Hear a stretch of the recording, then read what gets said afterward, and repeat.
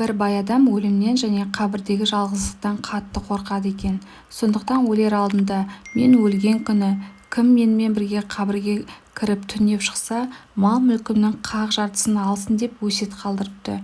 Күні жетіп бай өлгенде өлікпен қабірге кім кіріп түнейді деп сұрастырыпты жұрт. Байдың мал-мүлкінің жартысын берілетінін білсе де қабірге кіретін кісі табылмапты. Ақыры бір жарлы: осы дүниеде арқан жіптен басқа ештеңем жоқ, нем кетеді, бір түнеп шықсам бай болармын деп келіседі. Жарлыны өлген баймен бірге жерлепті. Қабірге кірген бетте сауал періштелері келіп жетеді. Қараса өлікпен бірге тірі кісі жатыр екен. Мына өлік әйтеуір қолымызда ғой, ешқайда кетпес, біз алдымен мына тіріге сауал қойып көрейік деп келісіпті. Сонан әлгі жарлыға: қолындағы арқан кімдікі, қайдан алдың, неге алдың, қандай жұмыста қолдандың деп сұрақты қарша бұратып, таң атқанша тергепті бейшараны. Таң атысымен жарлы қабірден шығыпты.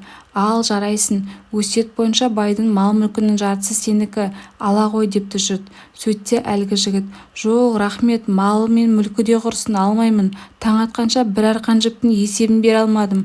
Осыншама байлықтың есебін қалай бермекшімін деген екен.